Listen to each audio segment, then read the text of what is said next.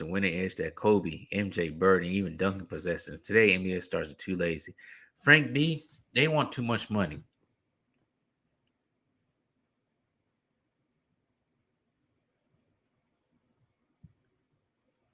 They want too much money. You know, I might cut this into a clip right quick. So, I think it was an interview after the All Star game, and he was asking Oklahoma City's Thunder star Shea Gilgeous-Alexander what should they do about the All Star game, make it more, I guess, presentable to the fans. And this is what he said. Basically, Shea said they need more money, meaning the players need more money. Bro, y'all make enough money. How much money do you need to play a competitive game? You guys got way too much money. And I've seen how you guys act with way too much money. You guys are more worried about Fashion Week coming into the game than actual playing the game of basketball itself. I remember back, it's so funny how they worry about their clothes now. I remember back in the day when Iverson was playing, they used to get on, uh, when they used to get on, they got on them on these NBA players about how they show up to the game. You know how Iverson was showing up in basketball, football jerseys. Kobe too was part of this. How they was just showing up in basketball, football jerseys, baggy pants, wearing chains and all hats and everything. I miss those days actually. They was actually men back then still. But anyways, they got rid of that. They made them wear nice suits and everything, which is not bad. I wouldn't mind wearing a nice suit. But all of a sudden, they wearing all this goofy stuff. But like I said, they more worried about fashion and how many Instagram models can they impregnate and all kinds of other dumb stuff.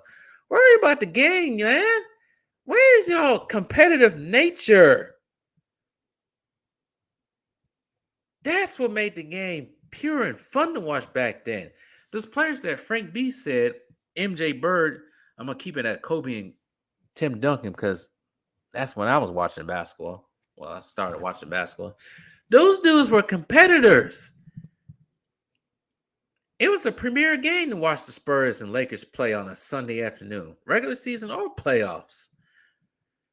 He was always invested in whoever won or on either side, even though I was never a Laker fan or a Spurs fan, but he was invested on both sides.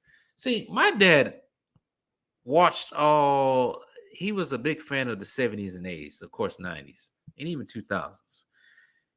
He stopped watching basketball for a couple of reasons. He realized after Tim Duncan, he always said this, after Tim Duncan retires, he used to say this back in like the 2000s.